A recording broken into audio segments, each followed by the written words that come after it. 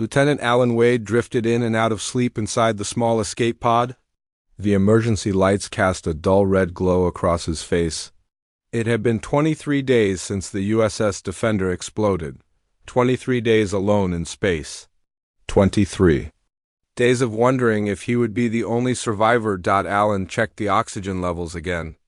2 days left, maybe 3 if he stayed calm and breathed slowly. The emergency beacon continued to pulse, sending its signal into the vast emptiness of space. He had almost given up hope when a shadow fell across the pod's tiny window. At first, Alan thought he was dreaming. The ship outside was massive, unlike anything in Earth's fleet. Its hull shimmered with a metallic blue-green color that reminded him of beetle shells. Before he could process what was happening, a beam of light surrounded the pod, and he felt himself being pulled toward the alien vessel. "This is Lieutenant Alan Wade of Earth's United Space Fleet," he said into the communication system, knowing it was probably useless. "I come in peace and request assistance." The pod shuddered as it entered what appeared to be a docking bay. Alan braced himself as the pod settled onto the floor with a soft thud. He grabbed the small laser pistol from the emergency kit. It wouldn't do much against whatever waited outside, but it was better than nothing. The pod door opened with a hiss. Alan squinted against the bright lights of the docking bay. He stepped out slowly, weapon raised, and froze at the sight before him. They were enormous. The aliens stood at least 12 feet tall, with broad shoulders and powerful limbs covered in scales that ranged from deep green to blue. Their faces resembled Earth's ancient reptiles, with prominent ridges above yellow eyes with vertical pupils. They wore what appeared to be armor, decorated with symbols Alan couldn't understand. 5 of the giants surrounded him, pointing weapons that made his laser pistol look like a child's toy. Alan slowly lowered his gun and raised his hands. No harm," he said clearly. Hoping they might understand or at least recognize the peaceful gesture, one of the aliens stepped forward and spoke. The sound was a series of clicks and rumbling growls. A device on the alien's wrist glowed, and a mechanical voice translated, "Tiny creature, your vessel is destroyed." Alan nodded. "Yes, my ship had an engine failure. I'm the only survivor." The aliens looked at each other. The leader made a sound that might have been a laugh. The translator said, "Very weak species, very small."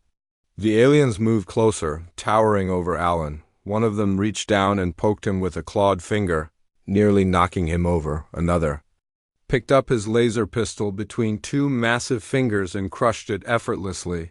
"Fragile weapons for a fragile being," the translator said. The aliens made rumbling sounds that Alan now recognized as laughter. 2 guards escorted Alan through corridors sized for beings much larger than himself. Everything was massive, doorways 3 times his height, chairs that looked like thrones. Weapons mounted on walls that he could never hope to lift. The aliens they passed stopped to stare at him.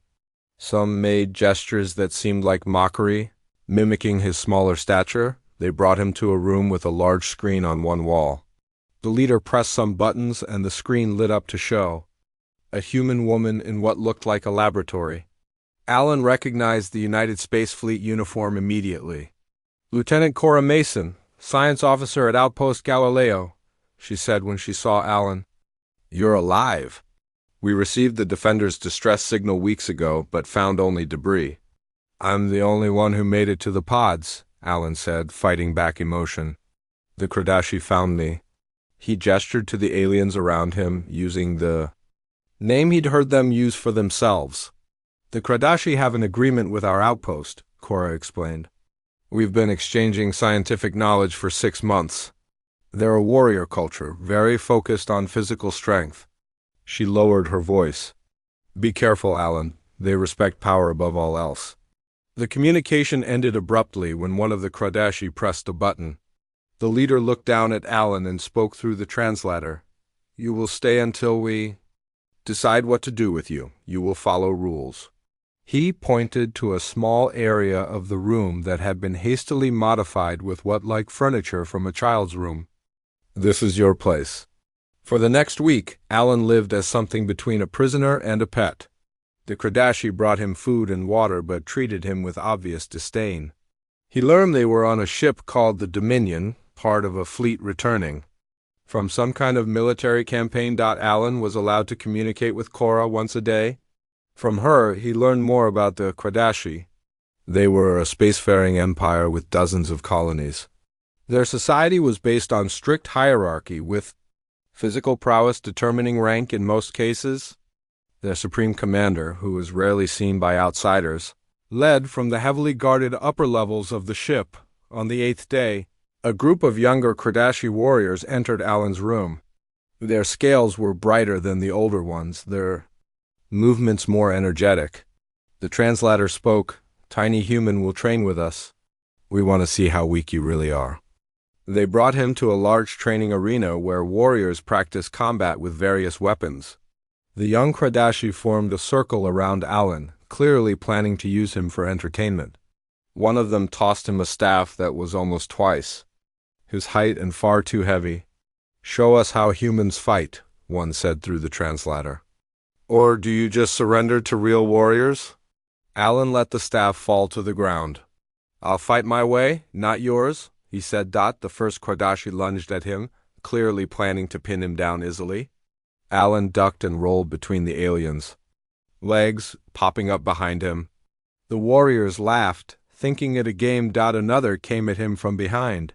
Alan sensed the movement and sidestepped, using the alien's momentum to send him stumbling forward. Again and again they tried to catch him, but Alan's smaller size and quickness kept him just out of reach. When one finally caught his arm, Alan used a joint lock technique, applying pressure to what he hoped was a sensitive spot. The Kradashi roared in surprise and let go. The laughter had stopped now.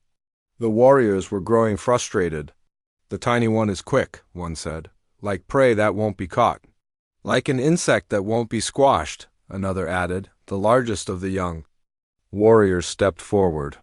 "I am Gracchus. I will show you true strength, little insect." He moved with surprising speed for his size, cornering Alan against the wall. Just as Gracchus reached for him, alarms blared throughout the ship. The warriors immediately stood at attention as a voice boomed over the communication system. Alan couldn't understand the words, but the effect was clear. Something important was happening. Gracchus looked down at Alan with narrowed eyes. "You are lucky, stubborn insect. We will finish this later." He pointed a clawed finger at Alan. "But remember, you may scurry away for now, but in the end, the strong always triumph over the weak." As they left the training area, Alan noticed that despite their mockery, several of the warriors were looking at him differently. Not with respect exactly, but with curiosity. He hadn't won their fight, but by refusing to break or show fear, he had confused them. In their world of strength and dominance, his resistance made no sense. Alan smiled slightly as he was escorted back to his room. Being underestimated might be his greatest advantage. Whatever was happening on this ship, he would be ready. The ship's sudden change in direction threw Alan against the wall of his small living space. For 3 weeks he had lived on the Dominion, learning what he could about the Kradashi. Now something had changed. The giant aliens moved with new purpose, their usual mocking glances at him replaced with distracted focus. Alan waited for his daily communication with Lieutenant Cora Mason. When her face appeared on the screen, he noticed her expression was tense. "What's happening?" he asked immediately. "The whole ship seems different." "There's been an emergency call from the Kradashi homeworld," Cora explained. "The Supreme Commander has summoned the entire fleet." "It's unprecedented, Alan. Even the Kradashi scientists at our outpost are on edge. Any idea why?" Cora shook her head. "They don't share much with us, but I heard one of them mention something called the Vex. Whatever it is, it has them worried." Before Alan could ask more questions, a group of guards entered his room. The leader spoke through the translator. "You will come with us? We arrive at homeworld soon. All on ship must attend the gathering." Alan was surprised. "Even me?" The guard made a sound that might have been a snort. "Supreme Commander's orders. All on ship, even tiny humans." They gave Alan new clothes that looked like a smaller version of their own simple garments. The fabric was smooth and surprisingly comfortable. Alan couldn't help but wonder why they were suddenly treating him with slightly more consideration. The Dominion slowed as it approached the Kradeshi homeworld. Through a viewing window, Alan saw a massive planet with 3 moons. Large oceans of deep purple covered most of the surface, with landmasses of red-orange spread between them. The planet was surrounded by hundreds of ships, all converging around an enormous space station that glittered like a jewel against the darkness. The ship docked, and Alan was escorted through corridors filled with Kradashi warriors. They all moved in one direction toward what the translator called the Grand Assembly Hall. The guards kept Alan close, protecting him from being trampled by the giants who barely noticed him. The assembly hall was the largest indoor space Alan had ever seen. It could have held 10 football fields. Thousands of Kradashi stood in ordered formations, their armor gleaming under bright lights. Alan was brought to a position near the front, which surprised him even more. Why would they place an insignificant human so close to what was clearly an important event? A hush fell over the crowd. A platform at the front of the hall began to rise. On it stood a Kradashi unlike the others. This one was smaller, still huge by human standards at about 9 feet tall, but noticeably less massive than the 12-foot warriors. Despite this physical difference, every warrior in the room lowered their heads in a gesture of deep respect. "The Supreme Commander," whispered the translator at Alan's side. The Supreme Commander wore armor of a deep blue color that seemed to absorb light rather than reflect it. Symbols Alan didn't recognize were etched into its surface. But what caught Alan's attention most was the commander's eyes, a brilliant gold rather than the yellow of the other Kradashi. When the commander spoke, his voice filled the hall, without needing amplification. Alan's translator worked quickly. "Warriors of the Kradashi Empire," the commander began, "I have called you home because a threat approaches that we have not faced in 10 generations. Our scouts in the outer systems have encountered the Vex." A murmur ran through the crowd. Even without understanding their language, Alan could sense fear, something he hadn't expected from these fearsome warriors. 3 outposts in the Chorus sector have already fallen silent, the commander continued. The Vex move like a plague, consuming all in their path. They are not interested in conquest or surrender. They seek only to feed and spread. The commander raised a clawed hand, and a holographic image appeared above the platform. Alan saw what looked like a swarm of insect-like creatures, each about the size of a dog, but linked together in a shifting mass. They moved with disturbing coordination, forming and reforming into different shapes. "Our ancestors fought the Vex long ago, before we grew to our current strength," the commander said. "We survived then through wisdom rather than power. We will need both to face them now." The commander's gaze moved across the assembled warriors, then stopped when it reached Alan. The human felt a chill run down his spine as those golden eyes focused on him. The entire assembly seemed to hold its breath. "Bring the human to me," the commander ordered. Alan's guards nudged him forward. He walked across the open space toward the platform, feeling thousands of eyes on him. He climbed the steps, each one designed for beings much larger than himself, until he stood before the Supreme Commander of the Kradashi Empire. Up close, the commander was even more impressive. His scales had a subtle pattern that seemed to shift in the light. The air around him smelled of something like cinnamon and ozone. He studied Alan with those golden eyes for a long moment. "Our scientists analyzed the cellular structure of this human when he was brought aboard the Dominion," the commander said, loud enough for all to hear. "They found something unexpected, something that I confirmed with my own tests." The commander reached out and placed one clawed finger gently on Alan's shoulder. "This human carries the blood of the ancients." The hall erupted in shocked sounds. Alan's translator struggled to keep up with the overlapping voices. "Impossible and cannot be" were repeated often. The commander raised his hand again, and silence fell immediately. "It is true. The genetic markers are unmistakable.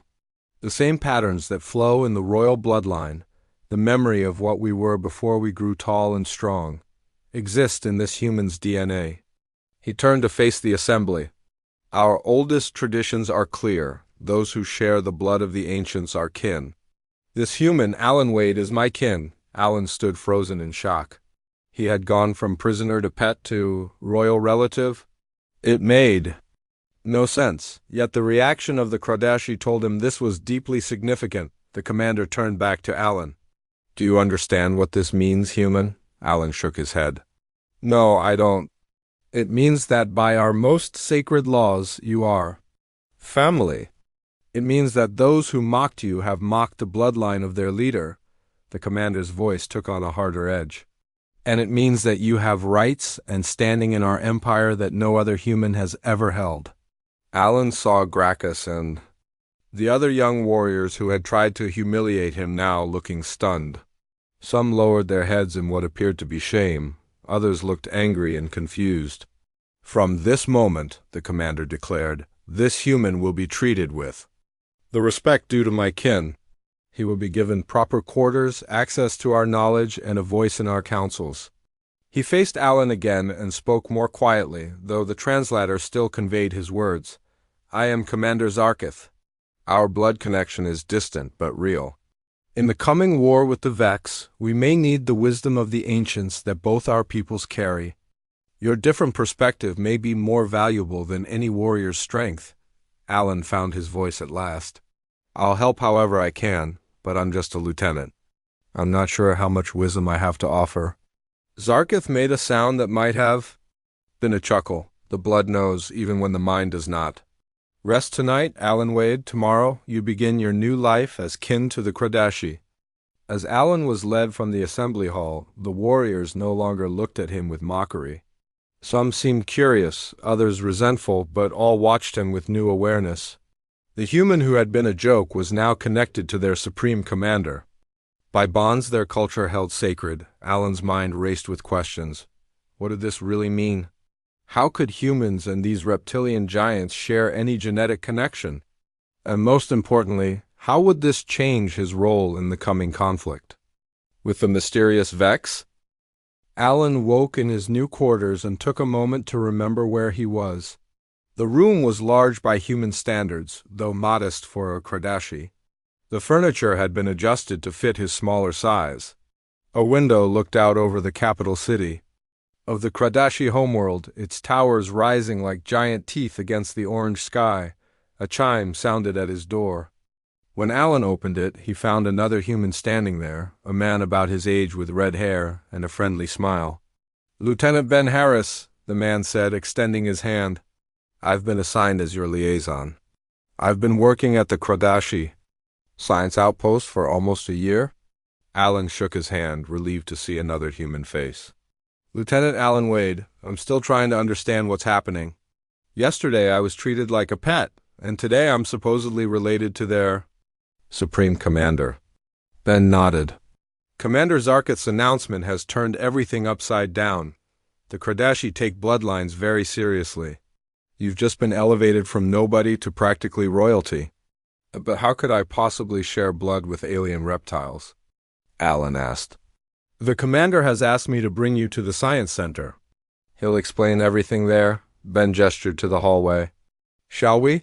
As they walked through the halls of the command center, Alan noticed how differently the Kradashi treated him now. Warriors who would have pushed past him yesterday now stepped aside and lowered their heads slightly. Others watched him with clear suspicion or resentment, but none dared show disrespect openly. They're confused, Ben explained. Their culture values physical strength above almost everything. You're smaller and weaker than even their youngest warriors, yet suddenly you're kin to their leader. It challenges everything they believe. The science center was a vast room filled with equipment both familiar and completely alien to Alan, Commander. Zarkith stood next to a tall female Kradashi in a white covering that must have been their version of a lab coat. Alan recognized Cora Mason from their video call standing nearby. Alan Wade, Commander Zarkith said when he saw them. I hope you rested well. There's much to explain. Cora rushed over and gave Alan a quick hug. I'm so glad you're okay. When we heard about the Defender, we feared everyone was lost. Lieutenant Mason has been very helpful in our research. Zarkith said. Her knowledge of human biology helped us confirm what we suspected. The female Kradashi activated a large screen on the wall. It showed 2 DNA strands side by side. This is your DNA, Zarkith explained, pointing to one strand, and this is mine. Notice these sequences here and here. He pointed to sections that look similar on both strands. These are what we call the ancient markers. The scientist spoke, her words translated. Most Kradashi do not have these sequences. Only the royal bloodline carries them. But what does it mean? Alan asked. How could humans and Kradashi share DNA patterns? Zarkith made a gesture, and the screen changed to show an image of much smaller reptilian creatures, perhaps 4 feet tall, with larger heads relative to their bodies. The Kradashi were not always as we are now, Zarkith said. Long ago our ancestors were small. They survived not through strength, but through intelligence. They built tools and weapons. They used strategy instead of force. Over thousands of years, the scientist continued, our bodies evolved to be larger and stronger. Our society came to value physical power, but the royal bloodline maintained the genetic memory of our clever ancestors. We call this the blood of the ancients. Zarkith looked down at Alan. Your species and mine must have had contact in the distant past. Perhaps the ancients visited your world, or your ancestors visited ours. Somehow, that genetic material was passed to certain human bloodlines. So we're actually related? Alan asked, still struggling to believe it. Distantly, Zarkith said. But by our traditions, it makes you kin. And given the threat we now face, it may be more important than you realize. Their conversation was interrupted by a commotion at the entrance to the science center. A group of warriors entered, led by a massive Kradashi with dark green scales and numerous scars. Alan recognized Gracchus among them. Supreme Commander, the scarred warrior said, his translator making his deep voice sound even more menacing. We wish to speak about the human. Zarkith's posture changed subtly. Speak then. Vorax. Many warriors question this claim of kinship, Vorax said. The human is weak. He has not proven himself worthy of such honor. The blood speaks for itself, Zarkith replied calmly. Vorax stood straighter. Then let him prove his worth as all. Kradashi must. Let him face the trials of judgment. Murmurs spread through the room. Even the scientist looked concerned. What are the trials of judgment? Alan whispered to Ben. A series of challenges to prove one's worth, Ben whispered back. No non-Kradashi has ever survived them. Zarkith's eyes narrowed. You overstep. Vorax, as commander, I can exempt my kin from the trials. Of course, Supreme Commander, Vorax said with a slight bow that seemed more mocking than respectful. But how will the warriors follow a leader who claims kin that cannot face our most? Basic traditions? They will say you have grown weak, like the ancients you so revere. The room grew tense. Alan realized this was more than just about him. It was a challenge to Zarkith's authority. I'll do it, Alan said, stepping forward. All eyes turned to him. I'll take these trials. Zarkith looked down at him. You do not understand what you offer, Alan Wade. The trials are designed for Kradashi warriors. They test strength, endurance, and skill beyond human limits. If I'm going to have any place here, I need to earn it, Alan said. I won't hide behind your protection. Vorax laughed, a rumbling sound that needed no translation. The tiny one. Has courage, at least, very well.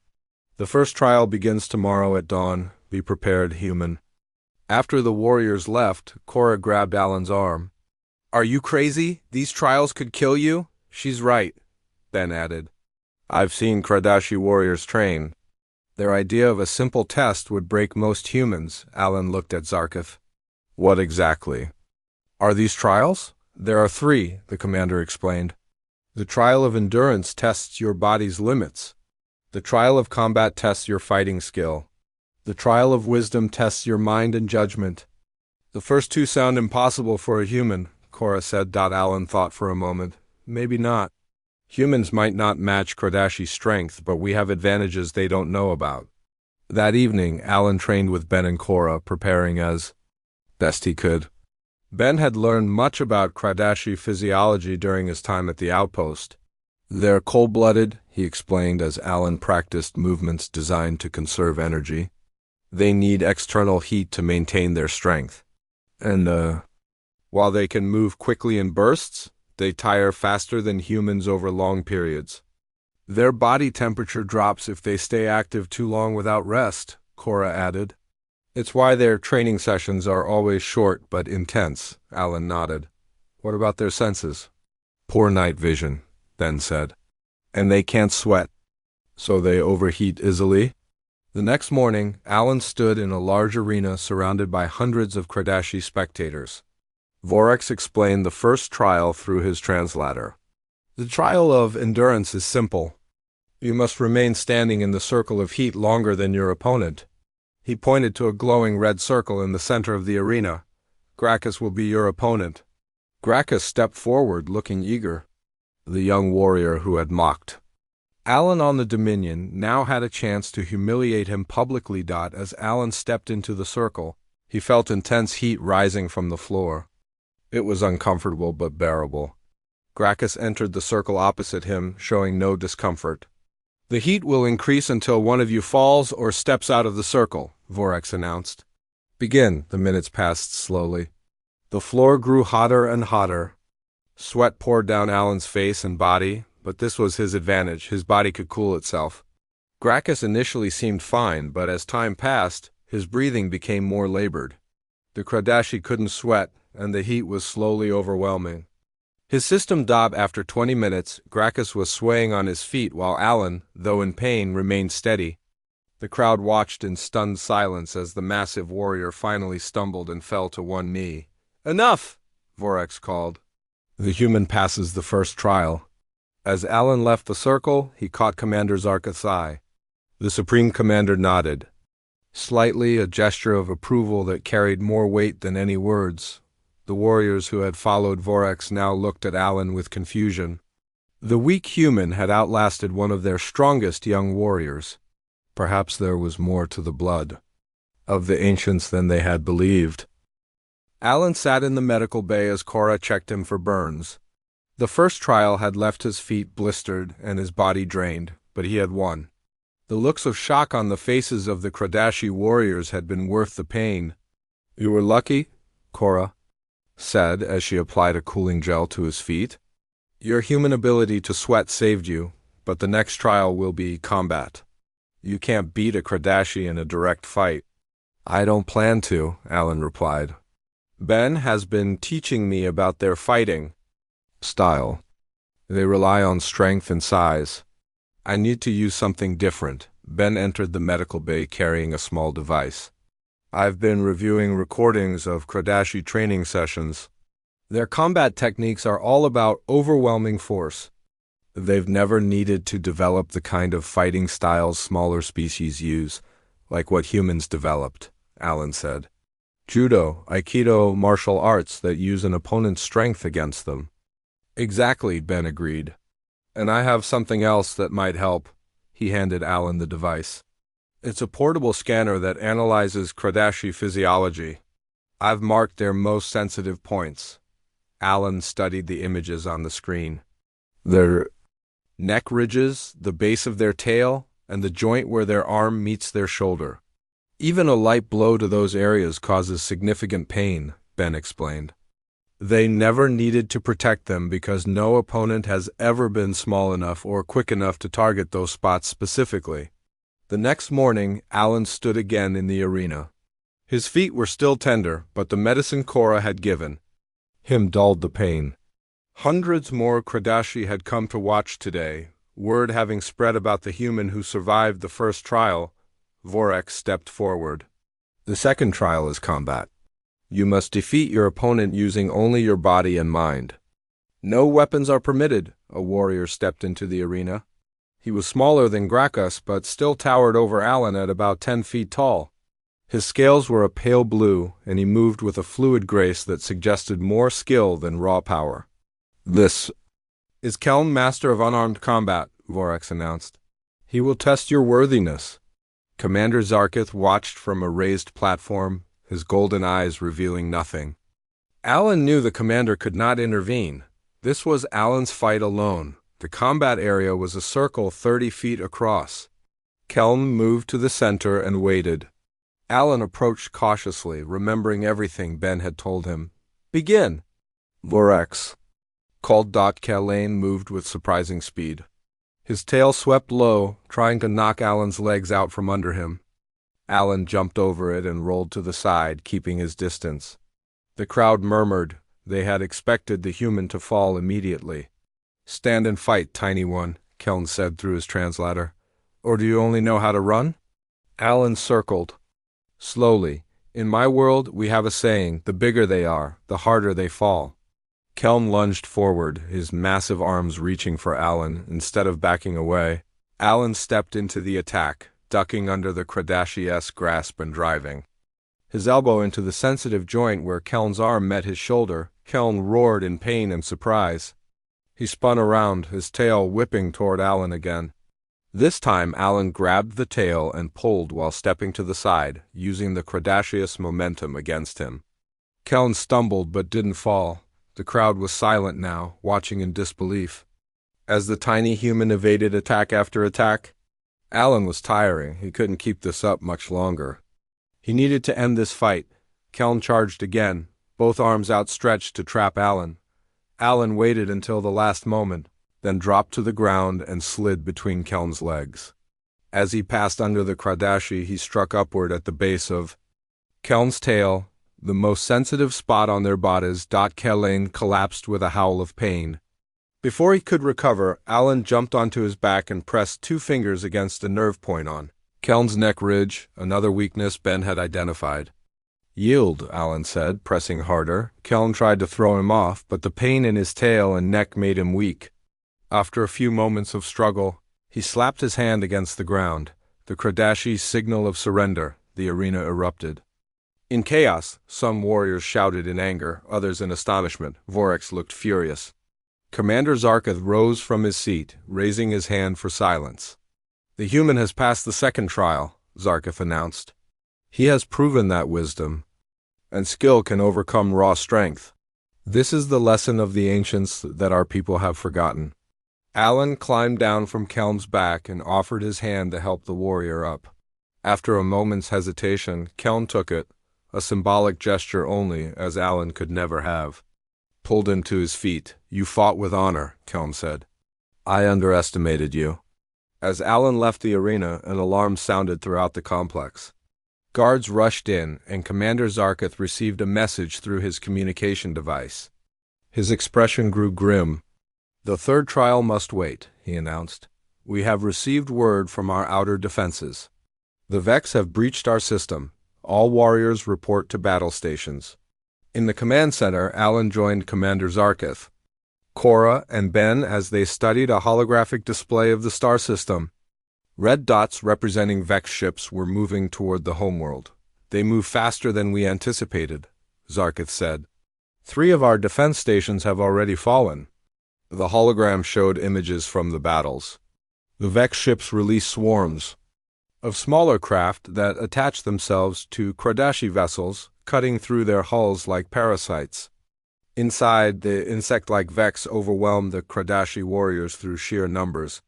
"Our traditional tactics are failing," said a general named Thornton. "The Vex are too numerous, and they adapt to our attacks."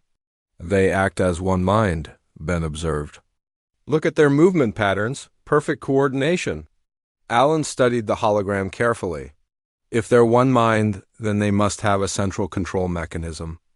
A queen or leader directing the others. "Our sensors detect no command ship," Thornton said dismissively. "They are a swarm, nothing more." "Not necessarily," Alan replied. "In Earth's history, we've faced enemies that use distributed network structures. No single point of failure, but still coordinated through communication signals." Cora moved closer to the hologram. "He's right, look at these energy patterns." She pointed to waves of energy pulsing between the Vex ships. "They're constantly communicating." "If we could disrupt those signals, Impossible," Thornton said. "We would need to jam all frequencies simultaneously across the entire system." "We," don't have that capability. Alan looked at Commander Zarkith. What if we don't need to jam all frequencies? What if we could insert our own signal instead? Something that would confuse them, make them attack each other? Zarkith's eyes narrowed. Thoughtfully, a virus in their communication network. It could work, but how would we deliver it? Our ships cannot get close enough without being overwhelmed. A small team, Alan said. A strike force in a single ship might slip through their defenses. If we could reach one of their larger vessels and access their communication systems, the general laughed harshly. A suicide mission. And even if you reach them, how would you understand their systems enough to implement such a virus? The blood of the ancients, Zarkith said quietly. Everyone turned to look at him. The legends say the ancients fought the Vex long ago. Perhaps the knowledge we need is buried in our genetic memory, in mine and in Alan's. Thornton looked skeptical. Supreme Commander, you cannot risk yourself on such a mission. The Empire needs you here. The Empire needs survival, Zarkith replied firmly. And true leadership means facing danger alongside those who follow you. He turned to Alan. Will you join me, kin of my blood? Together we might have the wisdom of the ancients needed to defeat this enemy.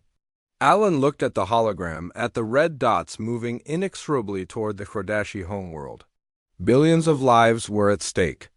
And somehow, his human perspective, combined with Zarkith's knowledge, might be the key to saving them. I will, Alan said. When do we leave? Immediately, Zarkith replied. Gracchus and Keln will join us, along with 2 of my elite guards. A small team, as you suggested. As they prepared to depart, Vorex approached Alan. You have not completed the 3rd trial, he said. Alan looked the warrior in the eye. If we survive this mission, I'll take your 3rd trial. If we don't, it won't matter anyway. Vorex was silent for a moment. Then he did something unexpected. He placed his hand on Alan's shoulder in a gesture of respect. Return alive, human. I wish to see how this story ends. The small Krodashi scout ship moved silently through space. It had been modified to mask its energy signature, making it nearly invisible to the Vex swarm that surrounded the larger vessels of the Krodashi fleet.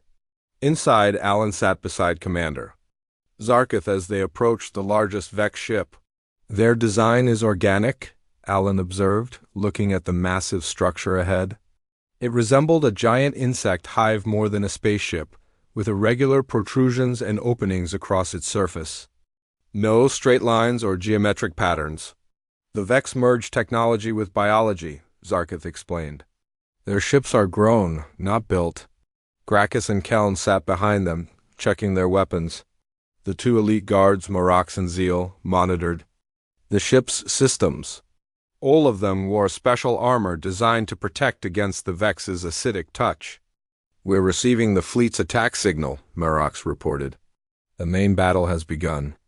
On their screens, they watched as the Krodashi fleet engaged the Vex ships, drawing their attention away from the small scout vessel. It was a costly diversion, but necessary for their plan to work. There, Alan pointed to an opening on the side of the Vex ship. It looks like a maintenance port of some kind. Zarkith guided their ship toward the opening. Remember, once inside, we'll have limited time. The virus must be uploaded directly to their central communication node. And we still don't know exactly what that looks like, Alan added. We'll have to figure it out as we go. The scout ship slipped into the opening. Inside was a cavernous space filled with pulsing, organic-looking machinery. Thousands of the insect-like Vex moved along the walls and ceiling, but they seemed to ignore the Krodashi vessel. They haven't noticed us yet, Kelm said. Their attention is focused on the battle outside. They docked the ship against what appeared to be a solid section of wall.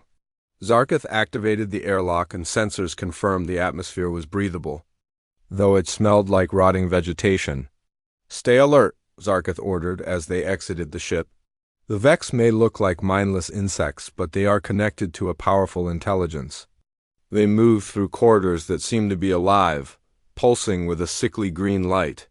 The walls were covered in a film that felt warm and slightly sticky. Alan noticed that the passages were uncomfortably large for him but tight for the Krodashi. Zarkith and the others had to duck their heads and squeeze through narrow sections. "The ship wasn't designed for beings their size," Alan whispered to Zarkith. "But it's almost perfect for someone my size," Zarkith nodded. "Another connection to the past, perhaps. The ancients who fought the Vex were closer to your size than ours." They reached a junction where 5 corridors met. Gracchus consulted a scanner. "The energy readings are strongest down that path," he said, pointing to the narrowest corridor. "It's too small for us," Marok said. "We can't fit through." Everyone looked at Alan. The passage was just the right size for a human. "I'll go," Alan said. "Tell me what to look for." Zarkith placed a clawed hand on Alan's shoulder. "The central node will be protected. It will look different from everything else, more organized, more mechanical. The virus is in this device."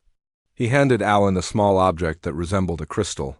"Place it on the node, and it will do the rest." Alan took the crystal and moved toward the narrow passage. Before he could enter, the ship shuddered violently. Alarms blared from their communication devices. "We've been discovered," Zeal reported. "Vex drones are swarming our ship. We need to return now or lose our escape route." "Go back to the ship," Alan said to the others. "I'll find the node and meet you there." "We do not abandon kin," Zarkith said firmly. "It's not abandonment, it's strategy," Alan replied. "I can move faster alone, and you need to secure our way out." "Trust me." After a moment's hesitation, Zarkith nodded. "We will hold the ship as long as possible. Be swift," Alan weighed. As the Kradashi hurried back toward their vessel, Alan squeezed into the narrow passage. He moved quickly, following the increasing pulse of energy he could now feel through the crystal in his hand. The deeper he went, the warmer the crystal became. The passage opened into a chamber unlike the rest of the ship. Here, everything was precise and geometric. In the center stood a column of light, surrounded by floating crystals similar to the one he carried. This had to be the central node. As Alan approached, small Vex drones detached from the walls and moved toward him. They were the size of rats, with multiple legs and glowing red sensors. Alan dodged the first one, but another landed on his arm. He felt a burning sensation as it tried to cut through his armor. Alan shook it off and ran toward the central column. More drones swarmed around him, landing on his back and legs. The pain was intense, but he kept moving. He reached the column and raised the crystal. The drones suddenly stopped attacking. They hovered in place, their sensors focused on the crystal. It was glowing brightly now, pulsing in rhythm with the column of light. Alan pressed the crystal against the column. It melted into the light, disappearing from his hand. For a moment, nothing happened. Then the column's color changed from green to blue to red. The floating crystals around it began to spin faster. The drones fell to the floor, their lights fading. The entire chamber shuddered, and Alan heard screeching sounds coming from the walls. The virus was working, disrupting the Vex communication. Network. Alan turned and ran back through the passage. His armor was damaged, and he could feel burns where the drones had touched him, but the adrenaline kept him moving. He had to reach the ship before the Vex recovered. When he emerged from the narrow corridor, he found chaos. Hundreds of Vex drones swarmed the junction, but they moved erratically, bumping into walls and each other. Without their central coordination, they were confused. Alan spotted Gracchus fighting his way through the swarm, his massive form covered in drones. "Gracchus!" Alan called. "This way." The young warrior turned at his voice. "Alan, the commander sent me to find you." "The others are?" "Holding the ship." Together they fought through the disorganized Vex. Alan's smaller size allowed him to dodge most attacks, while Gracchus used brute strength to clear a path. They reached the ship just as another wave of drones appeared. "Inside, quickly!" Zarkith called from the airlock. They entered the ship. Alan saw that Zeal was badly wounded, green acid burns covering much of his armor. Keln was tending to him while Marox prepared for launch. "The virus is uploaded," Alan reported. "It's working. The Vex are losing coordination. The fleet reports the same," Zarkith said. "The Vex ships are attacking each other or drifting?" "Aimlessly." They detached from the wall and navigated back through the cavernous interior of the Vex ship. Outside, the battle had turned. The Kradashi fleet was now attacking the confused Vex vessels, which offered little resistance. "We did it," Gracchus said, his voice filled with awe. "The tiny human's plan actually worked." "Not just my plan," Alan corrected him. "Our plan. The blood of the ancients in both humans and Kradashi." The journey back to the homeworld was quiet. They were all exhausted and wounded, but alive. When they landed, they were greeted as heroes. The Kradashi warriors lined the docking bay, pounding their chests in a gesture of respect. In the days that followed, the remaining Vex were hunted down and destroyed. Without their coordinated hive mind, they were no match for the Kradashi fleet. The virus had saved the Empire. A week after their return, Alan stood once again in the Grand Assembly Hall. This time, he stood on the platform beside Commander Zarketh, facing the gathered warriors of the Kradashi Empire. "Today we honor the blood of the ancients," Zarketh announced. "The wisdom that saved us when strength alone could not." Vorex stepped forward, carrying a ceremonial blade. "Alan Wade has not completed the third trial," he said. "But in saving our empire, he has proven his worth beyond any trial we could devise." He knelt before Alan and presented the blade. "I acknowledge you as kin to our commander, and as a warrior of the Kradashi." Alan accepted the blade, which had been crafted to fit his human hands. The metal gleamed with the same symbols that adorned Zarketh's armor. "The human species and the Kradashi are now formally allied," Zarketh declared. "Together we will be stronger than either could be alone." Strength and wisdom united. As the assembly cheered, Alan looked at the faces that had once mocked him. Gracchus stood tall and proud, his chest bearing a new scar from the battle. A mark of honor among the Kradashi. Kelm nodded respectfully. Even Vorex seemed to have accepted him at last. "What will you do now, kin of my blood?" Zarketh asked quietly. Alan looked at the blade in his hands, then at Cora and Ben, who stood nearby. "I'll help build the alliance between our peoples," he said. "Earth should know they have family among the stars." Zarketh placed his hand on Alan's shoulder, a gesture that had become familiar between them. "They mocked the tiny human," he said with a rumble that might have been a chuckle. "Now they follow him." Alan smiled. From prisoner to pet to kin to hero, his journey among the Kradashi had been strange indeed. But as he looked around at these aliens who had become his family, he knew he wouldn't change it for anything. "Size isn't everything," he said. "Sometimes the smallest beings can make the biggest difference."